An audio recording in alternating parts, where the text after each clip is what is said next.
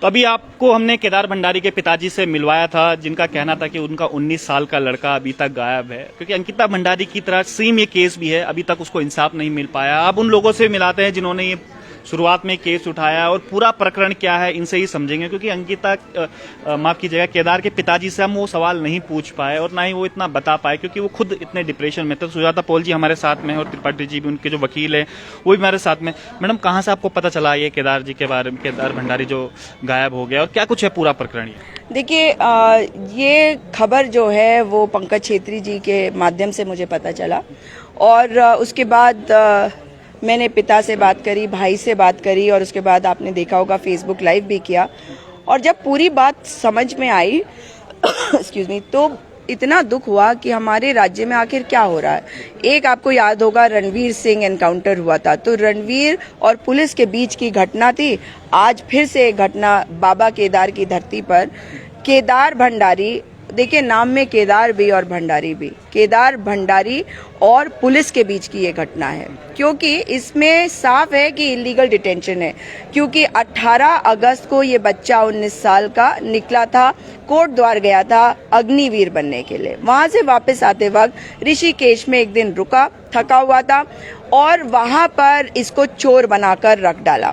जो बच्चे इसके साथ थे 4, उनको पकड़ा नहीं गया। मगर ऐसा क्या हो गया कि 21 तारीख की शाम को इसके खिलाफ कंप्लेन हो गई और 22 सुबह होते होते 2 बजे इसको उठा लिया गया पुलिस के द्वारा, मुनि की रेती थाने में ले गया। अब पौड़ी, टिहरी और देहरादून तीनों का बॉर्डर वहीं पे पड़ता है, उसी थाने से इनका लिंकेज है।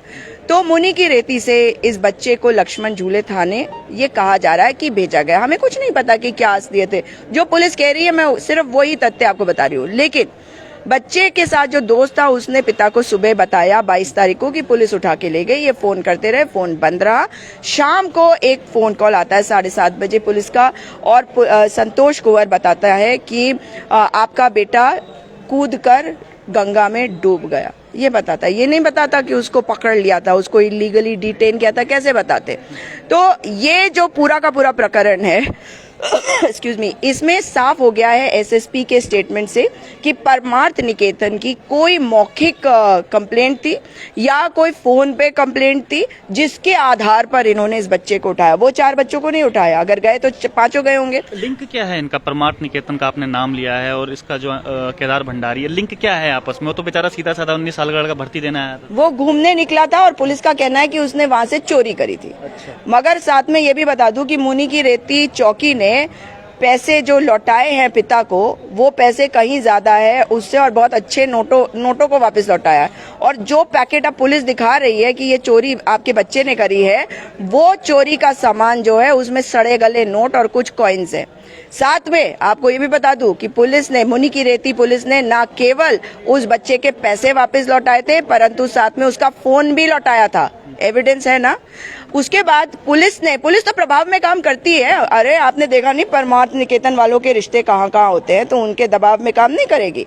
तो उसके बाद इस बच्चे को एसएसपी चौहान का स्टेटमेंट है कि हमने एक पीआरडी जवान के साथ बैठाया। पीआरडी जवान का नाम तो वो इसलिए ले रहे हैं क्योंकि उसे बलि का बकरा बनाना है।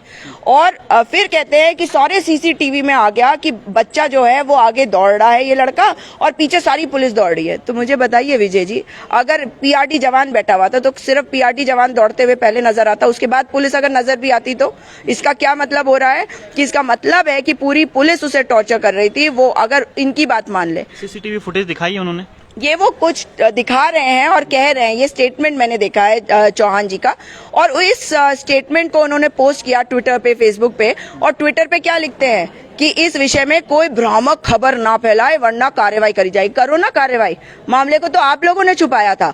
और ये जो एसएसपी महोदय हैं, इनकी रिपोर्ट पे तो खुद डीजीपी महोदय ने विश्वास नहीं किया। इससे बड़ा क्या प्रूफ चाहिए कि ये गलत है? क्योंकि एसएसपी ने जो सुयाल है उससे इन्वेस्टिगेट कराया था और उस रिपोर्ट को खारिज कर दिया है डीजीपी महोदय ने। मैं उनका धन्यवाद करती हूँ। और डीजीपी महोदय ने कहा कि डीआईजी साहब इसमें इन्वेस्टिगेट करेंगे, मगर ये जो संतोष कुंवर है इसने रिपोर्ट पिता की नहीं ली, जिसका बच्चा खोया उसकी रिपोर्ट नहीं ली, ये कहकर कि मेरे थाने का मामला, मैं कैसे कंप्लेंट ले लूं अपने खिलाफ। थाने का मामला है, तुम तो सिर्फ एक पोस्ट पे बैठे हो, तुम्हारे खिलाफ भी कंप्लेंट होगी, तुम्हें लेना पड़ेगा, ली जाती है। मगर ये बता रहा है साक्ष्य को मिटाए गए और इस मामले में अब जरूरी है कि इस पूरे थाने की बर्खास्तगी हो, एक्सटर्नल एजेंसी सीबीआई से इन्वेस्टिगेट कराया जाए, 302 का मुकदमा करके जितने पुलिस वाले उस थाने में सबको अरेस्ट करा जाए। बिल्कुल ये सही बात है कि आप भ्रामक खबरें मत फैलाइए। एक 19 साल का लड़का गायब है, उसके पिताजी बेचारे दर दर ठोकरे खा रहे हैं और पुलिस कह रही है कि भ्रामक खबरें मत फैलाए। पंकज जी के पास भी हम लोग चलते हैं। पंकज जी, आप तक कब पहुंचा था ये मामला और पूरा प्रकरण आखिर लग क्या रहा है? क्योंकि एक 19 साल का लड़का गायब है, पहली बार आया था ऋषिकेश में, अपनी भर्ती देने आया था, तो कुछ मामला जम नहीं रहा है। पुलिस का आखिर ये पूरा गोलमाल है क्या? आपको क्या लगता है, क्योंकि खुद आप एक वकील है।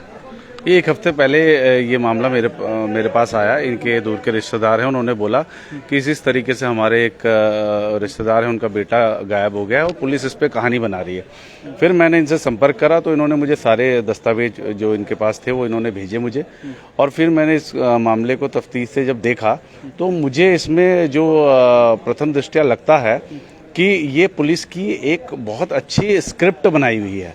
क्योंकि अगर ये स्क्रिप्ट नहीं होती तो जब ये उस अगले दिन जैसे पुलिस ने इनको सूचना दी कि आपका बेटा डूब गया है, ये रात को वहाँ से चले, अगले दिन ये सुबह थाने पहुँचे।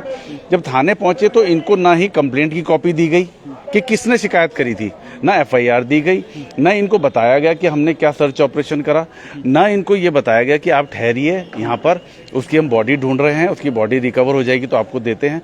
मतलब हर तरीके से इनको बरगलाने का प्रयास किया गया कि आप अभी घर चले जाइए और जैसी उसकी बॉडी मिल जाएगी, अभी पानी बहुत ज्यादा है।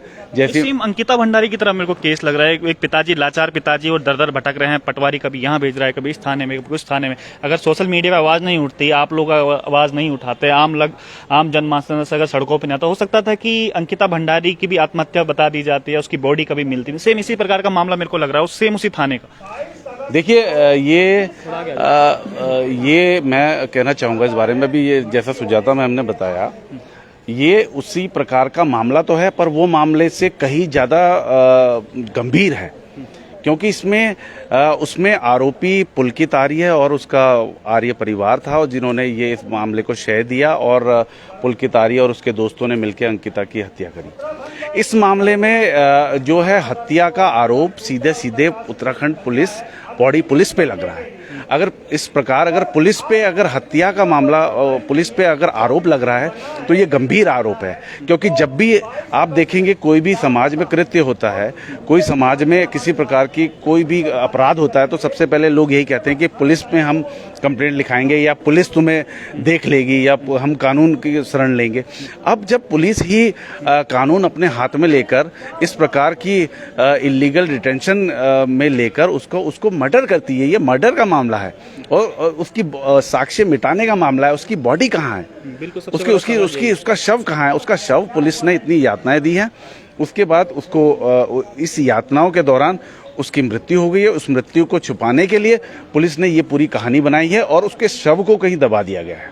बिल्कुल, ये सबसे बड़ा सवाल खड़ा होता है। जिस प्रकार से पुलिस कह भी रही है कि भाई वो चोरी करी है, उसके बाद वो नदी में कूद गया, तो कम से कम उसका शव कहाँ है? जैसे वकील साहब ने बोला है कि उसका शव कहाँ है, और अगर वाकई में पुलिस इसमें इन्वॉल्व है, जिस प्रकार के प्रथम दृष्टया लग रहा है कि पुलिस का इन्वॉल्वमेंट साफ साफ है, तो छोड़ेगी पब्लिक उन्हें भी नहीं। क्योंकि जिस प्रकार से अंकिता का सच सबके सामने आया था, उस प्रकार से जो केदार भंडारी है उसका सच भी सबके सामने आया। तब तक के लिए बने रहिए प्रवचन डिजिटल के साथ।